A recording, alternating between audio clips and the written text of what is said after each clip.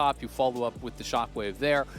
On the other side, it's the same plan for TSM here. It's play to the side lanes, look to split the map, look to try to catch people out when they're in rotation, absorb and defend against those engages, try to slow down the snowball towards a little bit defensively, hold on, and we'll see if his team can defend him enough to keep him from getting dove, to keep him from getting crushed early, because I do think if he can hold on early, this is a much better setup for FlyQuest than we've seen the last couple times around. Well, a better setup is what FlyQuest needs as we're into the third and what could be the final game of the 2020 LCS Finals. TSM back on form for the first time in 3 years. But they are into the finals and the favorites now with a 2-0 lead up against FlyQuest, who had a great year themselves. The rebrand, we had TreeQuest, we had SeaQuest, we had back-to-back finals. 2020 has been good to this organization, but they are staring down the barrel of a second 0-3 run in finals. Happened against Cloud9 just last split. It's about to happen against TSM here in summer unless they can find themselves a win. And Solo's Gangplank is a champion that can do it. He's very good at this champion. Wild Turtle has had an exceptional Senna so far all split long, and Power Vivo finally got to counter pick the mid lane to handle Bjergsen. But so far, the Dane has had the way better side of that matchup. Yep. The dive is going to be a lot harder, with that Senna ultimate available, especially post 6. It's just so key. They must protect Solo in the early game. That being said, it's somewhat difficult because you have gone for Hecarim early, who is going to be losing out, in priority towards that set. Spica is going to have the advantage as far as that 1v1 goes. GP is going to be at a disadvantage early on unless you can really get a lot of good grasp Qs constantly on the Jace and actually poke him down. So your 2v2 isn't great, but you need to make sure that you're there to shadow him, to ward out for him, to try to protect him from that set so he doesn't get picked on. Well, right now, early game has already gone Broken Blade's way. They met in the top river and Solo lost half his health bar. Yeah, he can eat potions, but that's not the way you want to start this one out right now, as Turtle takes some more poke, and an early Anchor Smash comes in for some decent damage. These short trades are very good for Senna, by the way. Auto Q is a ton of damage, and it even heals your support back up to make sure that trade really went positively. End of the day, though, the wave is still controlled by TSM, and Volley hits 2, which is 140 health swing. Exactly, and it's always hard as Nautilus, because if you go in for that hook, you can sometimes take a lot of damage on the way out. You get slowed up by, obviously, the volley. You can get slowed up by the Q from the Bard, even if it doesn't bind. So you have to make sure you're not taking too much damage on the exit of that. Getting eyes here on Santorin is going to be really nice for them. You can see that Set is already sneaking around behind this GP. So it's the same thing as always, the game plan in full effect. He's going to find himself a stun. You can not eat oranges. He's only level 2, so it's going to be a lot of damage here. Empowered Shock Blast is going to be flashed away from Solo. Already pushed away. The wave's in a horrible spot. He needs Santorin yesterday, but Santorin was already seen bottom side with no health. This is pretty rough. I think it will eventually push towards Solo because it is closer to the side of Broken Blade, but he's still going to lose a lot of minions because it's not going to be a fast push by any means. He's down a level. You don't even want to TP because if you TP, your jungler's not there. So if you TP and Set's still waiting in the brush, it's essentially just FF, like go next. Right. So he has to walk back to lane, which means it's going to be a free reset for Broken Blade. As soon as he didn't teleport, Broken Blade can actually just fully push out that wave. It's going to reach the tower. He walks back to lane. He gets a much better buy off of this. And again, it feels like FlyQuest need to be better prepared for this. I mean, it's been the same thing. All 3 games, they're going to attack your top laner. GP is most vulnerable in those early levels, and they need to try to better defend him and be expecting it. Yeah, Santorin's normally such a very good pathing jungler, but it was chickens red and then a full clear bot side, meaning he's nowhere near top when the gank comes in. Instead of something, where you end top side at 2.5 minutes, you can give a trinket ward. That's the kind of pathing you expect out of a top tier jungler, and someone that I think was going to be jungle diff in this series, and Santorin has not been that in the finals. And a lot of that credit is Spica stepping up. All right, the man had 2 regular season games coming into the split. 2. Filling in as Grig and Acadian kept trading time on TSM last year, comes in this split off of a TSM Academy run. And, as time has gone on, as, functionally a rookie, he has gotten better and better and better. And he's been outperforming players with 7 years more experience than him. I think Spica's future is so bright in the LCS. He is clearly a mechanical God, this guy is really, really good. You just have to watch his Shen taunt from yesterday to realize how clean this guy's mechanics are. You know, extending the Shen taunt to catch the Graves and then flashing the taunt onto multiple carries. Things like that you just do not see very often. So really, it's just the experience he needs. He needs to be able to, have more and more games under his belt. He has developed tremendously throughout playoffs, throughout this split, and I think that the future is very bright for him in the LCS. It absolutely is, and he could be well into winning his first title in his first full split as a starter and not just a stand-in as TSM went through jungle roster roles. Feels like the first time TSM have actually got a jungler they want to stick with for more than a year at a time, realistically, and a homegrown talent at that. Little bit of time in Echo Fox Academy, TSM Academy, and then on the main stage, straight into the finals here. Of course, the band back together with Bjergsen, Double Lift, and Biofrost, and now onto the top side. Yeah, pretty good trading out of Broken Blade. He's himself low on mana, but with TP up, can easily come back to lane with a refreshed mana pool once he's comfortable on that recall.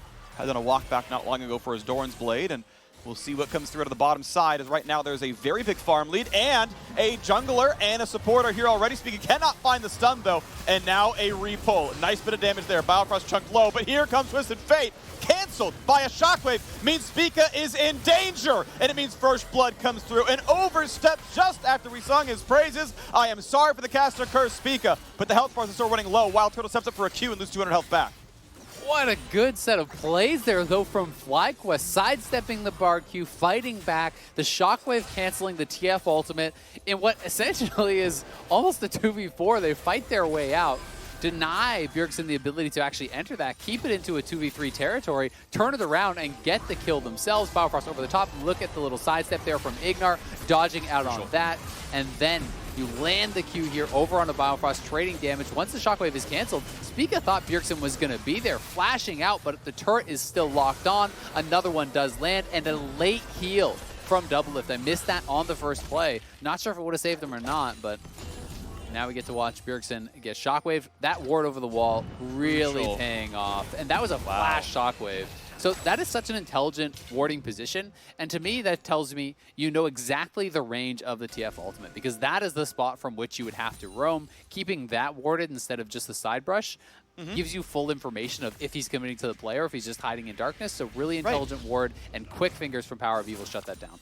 And it's not just the place of it. Like, yes, this is a reasonably common ward because it tracks a jungler coming from chickens down to your lane, but it's also like, I'm going to make sure at 5:45 this ward comes down so that it's there for the TF ulti for the next 2 minutes. If he's going to ult any time before 7:30, I'm going to have vision on the ulti, and I can get him if he goes bottom. If he goes top side, we've got oranges, it's fine. Bot lane's the target, and good on him to do so. You know, you could have done it on the other side of the lane, up, on the left side of the screen and fog right there. That's the top lane range. That's where there's a pink ward, right? Like, they actually have that kind of covered too. You know?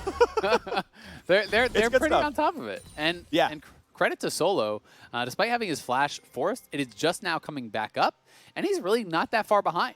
Yes, his teleport is down now, but both of their teleports are down. He has gotten post 6, he has gotten the Sheen buy, which is really when GP starts to feel pretty comfortable. The flat mana plus the augmented Q, obviously with that bonus Sheen damage, makes your barrels as well as your trading much stronger. So Solo can kind of get into this comfort zone now, where it becomes much more difficult for Broken Blade to actually punish. As long as he's not getting dove, he's going to be in a pretty decent spot. So blue going to be handed off right now. PoE first to level 8 in the game right now as the top laner's doing battle. Good chunks right there. Hits every single skill shot, and Broken Blade gets 10 gold extra for his troubles. Thank you very much for the extra CS, and that lane's going to be continually pushed in. Early Cloth Armor, nice. Gets another big shock blast. And Solo, yeah, he can chuck some potions down, but Spica is here as well. Has to reveal himself, sweep her down, gets rid of the ward, but Solo, what do you even do here? Do you ult for a wave? Do you hope you can barrel trade? I mean, if you see them at all, you've got ult for the wave. I think he has a ward in the pit, so I think he just saw Spica now. Yeah, he does. Because that pink ward never got cleared out, so he actually warded over the wall. So that prevents him from having to just straight up leave or ult the wave. And he saw Spica backed off after clearing that because of that pink ward. So credit to him for having those wards out in really solid spots. That allows him to just farm this up without having to overcommit to anything much. Now, Kobe said yesterday, the mark you're looking for a fairly average Trinity Force on Jungle Hecarim is 14 minutes. So that is the timer we will track here. So far, he's been farming well. Admirable clip, 66 CS is solid. Mid laner's farming exceptionally, hitting about 95 already at 9.5 minutes. So that's a really solid mark. And we'll see how much more can happen as the bot laners have been trading back and forth. Overall lead definitely with Double Lift and Biofrost. I know they spent some time trying out treats, and he seemed to be a solid team fighter, but the laning phase was always better with Double and Bio. Night and day difference in the early game 2-on-2. The first 10, the first 15, very much better with Biofrost, and right now you're seeing it again. A lane lead for Doublelift and Bio, and we'll see if they can ever transfer that one around as recalls come through and supports head topside to fight for that 10-minute Rift Herald.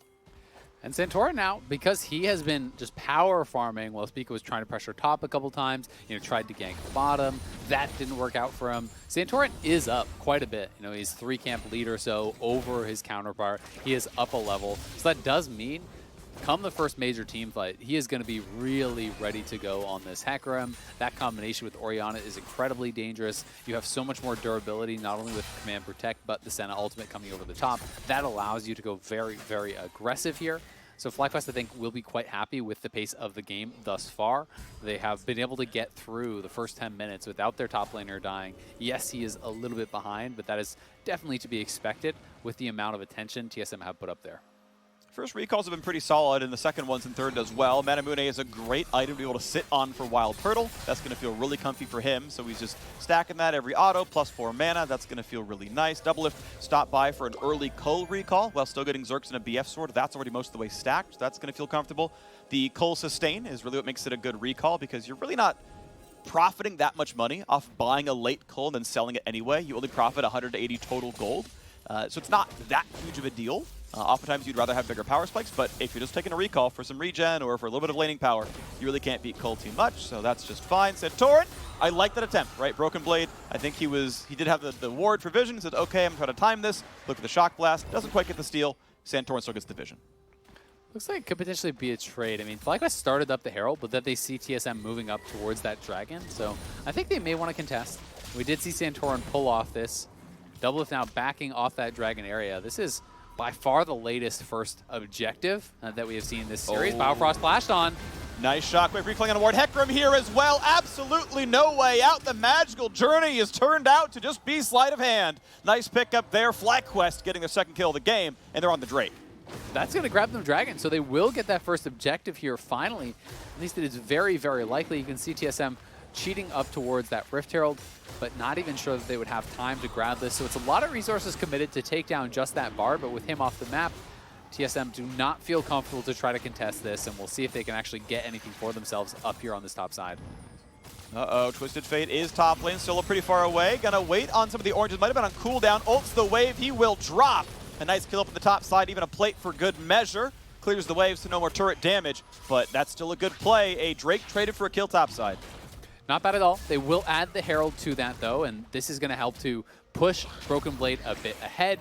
It can get pretty difficult once GP gets to this point in the game where he's just kind of camping at the turret and can get to that Triforce. He can start to one-shot the back-range minions with those barrel chains pretty easily. So having the Herald to be able to actually break that tower is going to make it a lot more dangerous for GP to be out here on the map. Well, red buff grab is going to feel pretty good. We've seen that one a lot of times where a big neutral objective is traded for something on the other side of the map. As FlyQuest are pushing in on the bottom side, flashes up in a lot of cases. Spica gets his own red steal, though, so ultimately 1 for 1. And we already know turret plates are gone in top side. It's down to the last 2. This is a very injured turret. Herald will always kill that one. Shelly will be summoned. Spica and Bjergsen will share in the gold. Solo can do nothing else but watch as his objectives fall, and TSM are going to earn about 1,000 gold off this charge and grow the lead from just over 1K to almost 2. Solo always liberal with the emotes there. Hits him with the thumbs up as well as the camping emoji. He knows he's been focused pretty heavily here. And we'll see, does he want to actually try to set up a freeze? I do like freezing from this position. I think it's something, if you can actually gather that full wave, where you can pretty much hold it infinitely. And as long as TSM isn't forcing something else on the map, and there's nothing really for them to force, this is just a win-win for him, right? You're going to be able to deny an experience, you're going to be able to slowly catch up and get that added CS to try to get towards your Triforce, get yourself into a much more comfortable position. If Dragon is up on the other side of the map, there's more of some counterplay for TSM, but for now, their only recourse would be to try to make a play mid. Early flash, still Broken Blade's going to find himself a slow, nothing else to be done. Shockwave was held on too. PoE could have maybe gone for a bit of damage there and suckered him out of the turret. Wouldn't have been a kill regardless, and no counterplay there quite yet. Santorin still waiting on his ulti cooldown. A few seconds ago on that one as the team groups around bottom river. We've got still 3 minutes till the Drake comes up. See if FlyQuest never stacked that one as the mid laners have the most gold, and then you got 2 more TSM members next up in line. TSM doing well so far in the early game. Also worth noting, Santorin did get that Triforce right around that 14-minute mark. So as Gobi said, that is a strong pace to be at. You know, if you do not make any kind of side steps for boots or for upgraded smite or for anything like that, you can achieve that 14-minute Triforce. Santorin has gotten there. So while he has played a fairly passive game in these first 15 minutes, their team fight potential is going to be really, really strong. You know, especially once GP hits his Triforce, you have the double Triforce, you have 2 tiers stacking up. They're looking to make something happen.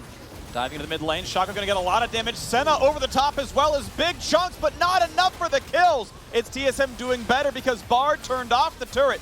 Doublelift fighting Wild Turtle, good damage there, but Senna was already in the mix, and the flash is just too late. Ashe is going to drop down, so it is a 1-for-1. FlyQuest looking to get back onto the map if Ignar can find another engage. Pretty good for FlyQuest, though, I would say, to be able to actually turn that around to kill off Doublelift. They got both his summoners as he got caught in what was a 1v2. Looked like he thought he was going to be setting up for that potential 1v1, maybe against Turtle. Does end up having the extra member show up and take him down. Clever use of the Bard ultimate, though, to actually defend his teammates. You know, by shutting off that tier 1 tower as they were going in for this play. They ult in here from the TF. The Shockwave catches multiple members. The arrow actually connecting very, very nicely. And then there is that Bard ultimate that I was talking about. Makes it so much harder for FlyQuest to actually fight back as that gets shut off. Then over here on the other side, Doublelift looking for that kill. Does get taken down as he flashes out. The auto was already coming through. Always going to follow there. And they grab a kill back. Big center route. You know, part of the fight already. And then by the time the route landed, PoE was suddenly there. And it's like, well, I had to flash before I knew PoE was there. I didn't flash before I knew he was there, and then there was no way out of that point. Nice rush check, but there's still teammates coming around. PoE's got to be a little careful. Chunka hits 2, but there's still reinforcements, so Biofrost might not be killed. Shield comes in for Spica. Broken Blade still playing defense, but Ignar is close by. Does not have his ulti, but an anchor could land if he plays it right, and that's going to force the flash out of Broken Blade. Nice couple of plays there, getting some cooldowns, but it's still a 1,200 gold lead to TSM, still in the driver's seat, but we are 30 seconds from Drake number 2. Couple good plays, though, from FlyQuest, and you're seeing the power that their composition can turn around here. Power of Evil is finally looking in his comfort zone. A couple of nice shockwaves already have come out through this game. His Seraphs is fully stacked, so he's going to be pretty hard to burst down. And we have seen him really take over a lot of games this year from these types of positions. You can also see that Solo has essentially caught right back up as far as the farm goes. He froze that wave up topside for quite a long time, eliminated the advantage that Broken Blade had built up, and now the dragon is spawned. Hawkshot will spot him. Nice. We'll see if they want to contest. Good damage on an Ignar here as we are an item and a half in on the Jace. As the group is here, we've got Gangplank walking down, ulti up in about 10 seconds, Shockwave up about the same time. All the ulti's about to come up across the board, pulling in the front line, big damage, Dunk comes across, and Ignar finds a kill in a Spica. A Fear pushes away one more, but Santorin's got to run away because Bjergsen is on the chase, wants his kill, will find the 1v1, assists across the board, but now he's on the wrong side of this map. Does have flash, burns it, Solo can't find himself a slow, and Bjergsen gives him the happy feet. Comes out with a 1-for-1, both junglers are dead, and that means no smite to play for this one. Nice pick onto Spica. They burst him down before he can even use that passive with the W to get that shield up. But then Bjergsen just takes out Santorin, who opted into that fight. You know, Santorin ulted over for Bjergsen, and Bjergsen not only kills him off, but does end up surviving. So denying the opportunity for FlyQuest to take that dragon off the pick that they did earn. And now TSM with the health advantage, they can start this up. Neither team does have smite. Hecarim has respawned though, and he is fast coming out of the base. So we'll see if they actually can finish this before he gets here. Well, right now, 1,000 gold lead means they're going to feel comfortable on the map, and it means that, yeah, FlyQuest not going to answer in time. A great magical journey gets them away before the hook can ever land. And TSM tied the turret score. We're going to have a nice Cloud Soul game into this one, so eventually ulti cooldown, and at the very end, movement speed at the end of the day. And, well, right now, TSM still feeling good, still feeling 600 gold ahead, and FlyQuest have to work back from this. There's honestly a lot of champions here that really do like that Cloud Soul, but TSM looking for a pick here onto Solo. They're chasing him down. Ghost, gold card, and a 1v2. Eats the oranges and runs for dear life. He does have a turret to run to, and that means just losing the flash gets away with it, and that did cost the spellbook TP out of Bjergsen. He then, you know, popped his real ghost to make the rest of the play. Or, sorry, the TP out of Broken Blade, I should say. That's what he actually burned.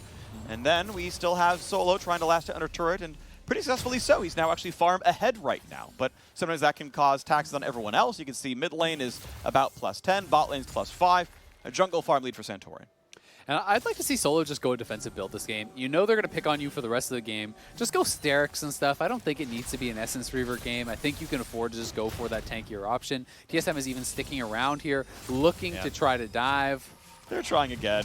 Ulti's for the wave. He's going to try to win it from Bjergsen. Get away from the wall so he can't be stunned up, but, well, you can't get out of the Bard stuff. Here comes gold card number 2. Shock Blast a little early. Doesn't really matter. He is going to run out of health. The Sentinel far too late. I don't believe it was on cooldown, but maybe it was. End of the day, though, they still get that kill picked up, and so much time and effort was spent. But FlyQuest are pushing other lanes. They are going to trade top turret for bottom turret. Yes, the kill went through, but at least objectives are getting traded equally. They're going to be able to take down that tower. Really not bad for FlyQuest whatsoever. GP, I think, is just so much more effective in this type of situation. Even if you are putting him behind, he's still going to get that farm. He's still getting his gold. He's actually up on CS. And this, I think, is... It's funny to say it about a 0-2-0 game, but this is showcasing, I think, some of the strengths of Solo, that he can get so much attention towards him and still stay relevant and still be strong for his team. He is going to go for the Essence Reaver build, it looks like, so he's not going to opt for the more defensive option. The CDR, of course, will help him out too. You know, having the quicker oranges for the gold cards and ults to use defensive. Nice little time shockwave there from Power of Evil, but not going to amount to much as there was no follow-up. Yeah, and ultimately Biofrost is going for a moderately tanky build. Shirelia's makes a lot of sense. Extra Ruby Crystal on top, and of course, as you tend to do with Bard, going for the more defensive option with the Relic Shield as well means he's actually fairly durable and, you know, not Sona levels of burstable, and yeah, it's just not enough out of PoE just yet. Going towards Spellbinder, an item you actually love to see second a lot here on Orianna. The raw AP, the movement speed feels really, really good. You tend to be really bursty. You pop the stacks all at once when you go for the combo, and that's actually going to be more raw damage than Death Cap, and it comes online a little bit sooner. Big fan of these builds. See if it comes into play, as it is a fairly bursty combo out of FlyQuest, you know, across the board, really, right? GP ult comes over the top. You try to get the sweet spot for true damage. Hecarim dive comes in. It's all really all at once. And hey, TSM only have one true tank with set. Yep, and the disengage becomes so hard when you're slowed up by that GP ultimate. If it's placed, you know, kind of essentially just overlapping you and all the way behind you, and then all of a sudden from in front of you, there's the Hecarim, the Nautilus, the Orianna ball, all these things flying at you. You're essentially forced to retreat through that GP ultimate. You're slowed up. It does actually a very significant amount of damage, especially as you start stacking up that AD. So can be pretty tough to deal with, and we have been seeing the popularity really rise of those Leandries builds, which makes the GP ultimate that much more threatening just in and of itself. Well, waiting for the next objective. 80 seconds till the Cloud Drake spawns. Both teams are only at one dragon right now, so there's no imminent rush for it unless you think you're going to get outskilled. You got to start stacking these now and try to find yourself a 38-minute Dragon Soul as the hopes of coming back from a late-game deficit. Otherwise, though, you can give it away without too much issue. We'll see if mid lane is under fire before too long as, well, Turtle and Ignar shove in the way, but Bjergsen feels comfortable to red card, wild card, and no one's here to stop them. Spica is waiting in the wings, but he's actually on a ward doing so. Ultimately means he's not going to find much done. Still 50 seconds in the Drake, and that means you're just playing mini waves right now.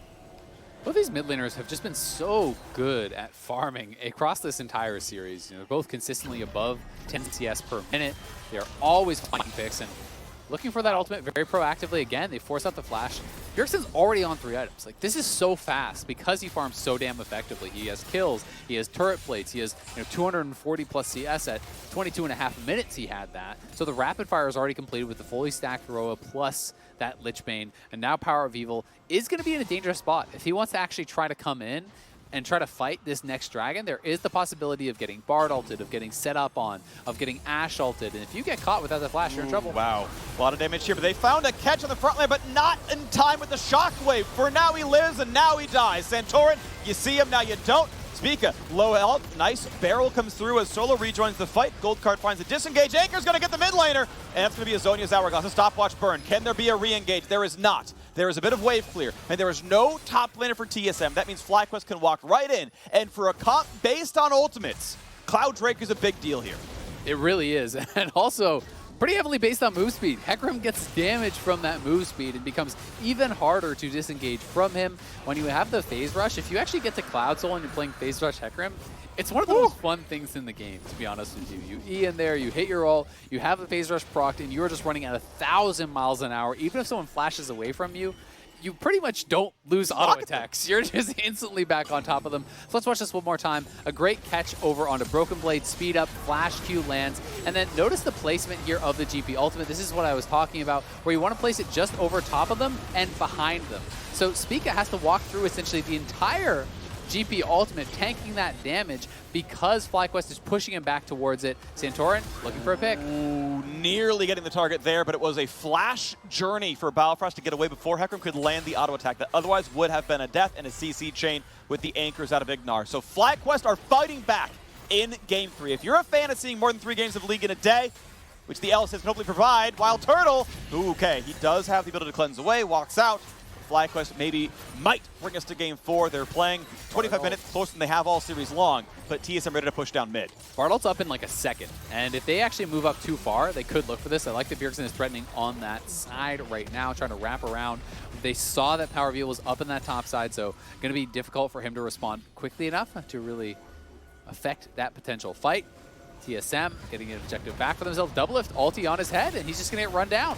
They're running for him. Here comes the fast horse galloping down gallantly, and 400 kill gold comes through, but PoE is just as easily taken down. It took 3, but it's still the same cash money coming across. TSM gets vengeance for their bot laner, but now it's mid lane under fire. Missing Ashe, missing Orianna. TP from the behind. Here comes the gold across, and here comes the re-engage. Movement speed in, but he stayed too long. He found himself stunned up. He finds himself a dunk, and he finds himself a kill on Wild Turtle. And the engage keeps on coming. What a shot from Broken Blade. He does no wrong. And TSM find 2 more kills. He just slammed him straight out of the air. No, you don't, Ignar. Get back here. They get the shutdown off of what was a beautiful hammer form knockback there from Broken Blade. A lot of action, back and forth fights as both these teams now have go buttons and are liberal with their use. TSM, though, double lift is back up on the map. They are starting this up. Turtle and Ignar are down, and neither of them have teleport. So it's going to be up to Power of Evil as well as Solo and Santorin to try to stop this. All right, 3v5 as Double's about to rejoin this fray. Now, Spica is a bit low. This is the nice bit, is there's decent vision, and the re-engage comes in. There comes the arrow, flashed deftly to stay alive, and that's going to be the least easy target is oranges and flash up. Nearly a re-engage. If Flash was down, that was a dead Solo. That was an easy team fight, and maybe a turn right back on a Baron. Nicely played on both sides. All right, here it is one more time. This is the kind of setup that you're looking for. You just drop GP ultimate on their head. They're slowed down. You go right on through with Santorin, who is sped up, can easily take down double lift. But on the other side, it is TSM fighting back, finding a pick there, and then they pull the trigger on the teleport here. Yes, GP does have teleport, but it's so hard to just teleport in as GP because if he goes into the middle of all that, TSM just turn on him. So in goes Broken Blade, waits, holds the shockwave.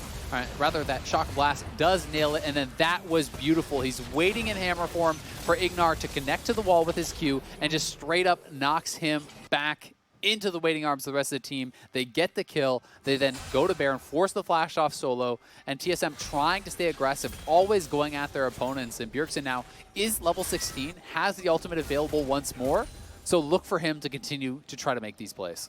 He has the ult, and there's a lot of good targets right now. Solo's flatless, Santorin never had it. His ulti can help, sure, but Power of Evil has no good ways out of the gold card, while Turtle's missing Cleanse for now, and Ignar is, yeah, a tank, but you can still run that man down. See when it comes back in. 1 minute on Cloud Drake, number 2 spawning, and that will put FlyQuest at soul point if they can have it. 50 stacks on Senna, not bad. He's got 2 bonus ranges so far, and 60 is the next break point, so before too long he can do this, but can he get around the side of the map? Like, you know, walk over to the Wolf Camp, try to get that one there. And not just yet, as TSM moving around the map, and Solo's about to be the target. This is going to be a lot of pressure out of nowhere. Turn off the turret. Easiest dive of your life. It doesn't matter what you do. TSM can cleanly walk away. Is there a re-engage? Is it even good enough if they do it? Anchor can't land. Easy down to the front line. Yeah, he ults, but they can maybe still burn him down. Shock Blast goes on a 3, and there's just no re-engage. TSM just around the map. They're far too fast, and FlyQuest cannot keep up. This is the story of Solo's series. 5 members from TSM going for him. They're ulting the turret. He cannot stay alive. And then a great Shock Blast to actually push Power of Evil back. But credit deserved by Ignar. His Stone Plate was very well timed to absorb all of that damage coming through. They really couldn't threaten him. It does mean, though, that TSM will grab this dragon here, pushing back any potential soul, giving them time to play the map, time to look for picks, and making FlyQuest's job a lot harder in this game. You can see Power of Evil having to take a sidestep towards that Quicksilver Sash. He knows how easy he is to pick off because he's a relatively squishy build. There's no health in this build. His defense is about the command protect, is about being able to get that Seraphs up, and if he is point and click gold cards done, if he is hit by the Ash Arrow, he can't do that, so he feels he needs to play for that Quicksilver Sash and try to stay alive.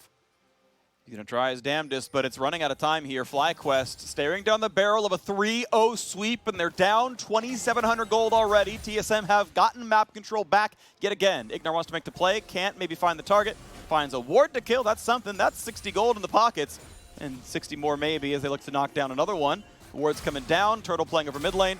There you go. A little bit of vision back, that's going to feel nice, but it is still TSM driving around the map, and I mean, they have been just everywhere. Full lethality at a Broken Blade, by the way. No Black Cleavers, no Manamunes, no Ruin Kings. I'm just going to burst your squishies, and that chunks Turtle to half every time it lands. It does, and it's going to be a similar story there for Power of Evil. Even Santorin, he is not very tanky at this point. You can get hit very, very hard if you're flying in there as the Hecarim. If you get a little bit too far ahead of yourself, we saw this happen even to SoloMid in the LEC series earlier today. Get a little bit too far ahead of your team with that incredible amount of move speed that Hecarim does have. You can just get focused down, burst down, and can be in for a world of hurt. At least Cinderhulk is done. The Merc Treads are in there, but yeah, durability, not an easy option here. You've got damage output in a lot of TSM's members here, and a lot of CC on those who don't have it. Looking now at more damage. Santorin, you can see actually the tankiest member of the squad survives it reasonably well. Ignar probably would do the same, as now we push back down towards mid lane, and you've got Spica waiting in the wings. You've got Double if the primary target does have flash holds on, and he's going to have that in 48 seconds when he respawns. Shock Blast not going to land for much, and FlyQuest probably go for a Baron bait now. Double was just out of position. From that spot, I think there's not much chance of being able to flash out and survive. The team needs to be around him if he is going to be in mid lane clearing that. And now TSM are in a really tough spot. You lose this Baron, you lose control of the map. This is your chance, and the blast cone puts him the wrong way. Solo! That is a crucial mistake. Sentinel's not going to matter. Anchor's going to miss as well. They got to find something to 4-on-4, but they're missing the gangplank. He didn't get over the wall. That mistake is huge because that was the chance at a comeback for FlyQuest. That was the chance of putting them in a straight-up lead from that position. Instead, not only can they not actually complete the Baron, they peel off, they lose a kill, and Bjergsen, he's unanswered up here on the top side. So TSM will answer the kill that they got over onto Doublelift. They will take them off the Baron. They will take down a tower. And TSM holding on very, very well. I did not see if that was Solo, mistiming or mispositioning for an auto attack on that Blast Cone, or if it was someone from TSM triggering the Blast Cone to actually knock him away. Yeah, we can catch that in a replay. I heard Bjergsen is one who autoed it, but yeah, Solo not in the right place at the right time, goes down. I mean, even being there may be a mistake. We'll watch in the replay again, and I don't want Solo to get too much flack for this series because I think he's been put in a bad situation. He's been blind picked all 3 games, and he's been against TF in 2 of them here as well, but that one did not quite feel the same as the rest of the series. That's going to haunt him for a bit there. Either way, there's still a game to be played, a 3,000 gold deficit to work back from. And maybe they can find that pick yet again because these carries are still attackable, right? It is full squishy Jason. Hecarim, by the way, the Spectral Riders pop the Banshee's Veil anyway. You still get the fear. You still get the knockback. Your Q can knock off if you have to. Broken Blade's a target. Double is a target. These still can be done. Bjergsen can do a Zhonya's outplay, but the squishy assassination can happen on the FlyQuest side. We'll see if they can find it. I mean, honestly, one good combo with Hecarim plus Shockwave could just decide the game. So let's see this one more time. Solo is trying to track where those members are and look to zone. Once the TF ultimate gets popped, he tries to run back to it. That doesn't really look like it was too bad from Solo, to be honest. Maybe he shouldn't have tried to go for the barrel for the slowdown, but it was clear they were looking to turn anyway. So I would say that's a more outplay than misplay. I think heads up play there from Bjergsen, but of course, these things are always up to a debate. Looking for the play. They find a stun, and he ults away with reinforcements nearby. And the thing is, Ashe and Bard weren't near. That was a 3-on-3, but Santorin didn't know that. They couldn't have had the vision to know where everyone was, and it means he ults away to make sure he stays alive. I can't say it's a misplay. It's just he didn't know what it was. Yeah, it's tough, right? If you have full knowledge, you know where they are. You don't have to actually ult out of that. But as soon as you see the gold card coming, you are right over by Baron. You know if those members are there to actually follow up and you die. That's Baron. That's maybe the game. That's maybe the finals. So he's not willing to risk it. Does spend the ultimate. But now again, TSM are in this position where they force a critical cooldown prior to a dragon fight, and they can look to force before that comes back up. Well, he still has Ghost, and he can run fast with the E. He can still deliver the Shockwave and try to find that engage. The same can happen here for Nautilus with the ulti, with the Anchor, as they're now going to play around this Drake.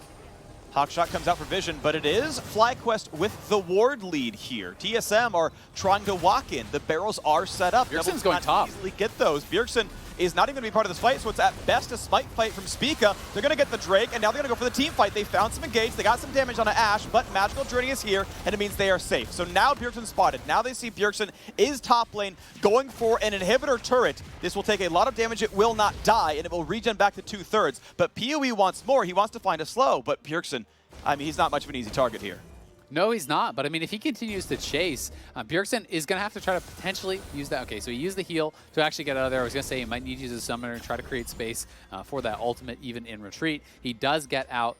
TSM, you know, it looked dicey what Doublelift was doing, but I think the call is for them to try to keep FlyQuest interested so that FlyQuest have to try to turn for a fight, maybe overcommit, buy time for Bjergsen to be able to knock down the base there. But it is telling that even without that Hecarim ultimate available, TSM was unwilling to take the straight up 5v5 without the setup, without finding a pick prior. They know how dangerous FlyQuest is in this position. Even behind on gold, I still favor FlyQuest in the 5v5. Well, nicely done. Turtle manages to last hit the red buff, which is going to be good for the slows as he moves forward. Does have Glacial, so there's some diminishing returns there, but mid lane under fire. That one's one hit from dropping. It will fall. Gold goes over, looking for the re-engage on Bjergsen. They can't find it. He's already level 18. He's been split pushing so much, getting so much XP. A 4,000 gold lead puts TSM ahead. They've got the turret lead 6-3 as well. The question is, can the ult cooldown change enough on the FlyQuest side, as they are 330 away from the chance out of Cloud Soul. And Power of Evil is insanely strong. You know, he has those 3 super heavy flat AP items completed. There's not a lot of MR over on the TSM side. You know, there's some with the Locket. There's a little bit as Doublelift is moving towards the Death Dance, but you know, that's not enough to protect you from an Orianna Shockwave plus the Hecarim combo coming in. But also, you know, very squishy. You can see that one Shock Loss taking off about 30-40% of the health there from Power of Evil. So he does have to be respectful, and it's always going to come down to execution in these types of situations where you have a lot of damage output on both sides and not a lot of tankiness really anywhere. Total stacks were at 70 before this altercation in mid. It's going to be about 75 right now. Next range buff would be nice. Arrow's going to find a front line. Can they burn out Ignar? Pops the stone plate, runs away. Bartle catches 2.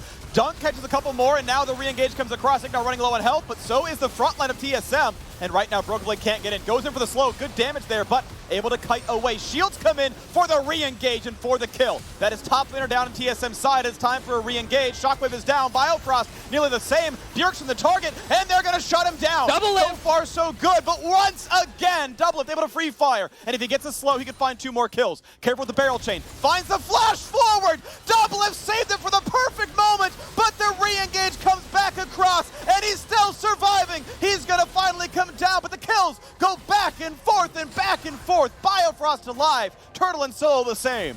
What a game we have on our hands here, Freak. FlyQuest will not go down easy. They are battling back. Such aggressive plays coming out on either side as Power of Evil is flashing in for the Shockwave. Doublelift is flashing in for the aggressive move here. The mistake from TSM, though, was the mistiming on the clap here from Spica, I think. You know, pulling the trigger early there onto Ignar. But with the GP ulti between you and the rest of your team, Broken Blade then baited in, overcommits, and just gets knocked out. He got 2 hyphy. Then Power of Evil flashing in for the Shockwave. Well-timed Zonias from Bjergsen. But Doublelift on the side is able to sidestep the hook from Ignar. And with that down, he knows he can move forward. He's looking for the aggressive play here, flashing over the barrel.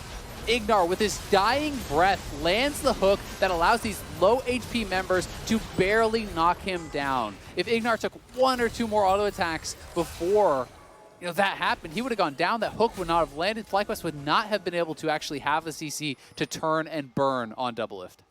All right, full builds, by the way, coming through for some members already. Senna's items are cheap. I will say Infinity Edge, I think, is a very bad last item. I think it should never fit in the build ever. The math actually isn't there for the item being good. So I think that is a missed purchase, but he's trying to do maximum team fight damage here. He's trying to get the most out that he can. You can see 6,700 out of a very, very aggressive Ashe build here, right? Nearly max crit right now, 1 item left to go, and they're starting on Baron as well. Instinct say, hey, let's blue trinket this. Okay, we see the jungle tank and the AD carry hitting this. We've got to re-engage here. And Doublelift is flashless. He can be a target here. He's got to be careful. Yeah, I mean, Hecarim and Nautilus are there. You guys are split. You got to be very careful in this position. Damage on Ignar. He wants in from Hecarim. Doublelift is immune here by Biofrost. Re-engage, sent over the top. Shotgun catches as well. 1 for 0. Knock up there as well on Spica's got to be careful. Gets away though. But you can see the FlyQuest 5-on-5. Azale, you called it. You like their team fight power. And we saw it again. Easily accessing the backline. And nothing Doublelift could do about that. And that's Soul gone now. TSM with a very brazen call. You want to try to start up that Baron. You want to try to draw FlyQuest to you. Great. But then you're stacked up here, for the engage from FlyQuest, and even worse for them, they were actually split off, 2 on one side, Doublelift and Spica over on the Baron. The other 3 were kind of wrapping around that little side brush, and Hecarim is going to access the Ashe so incredibly easily.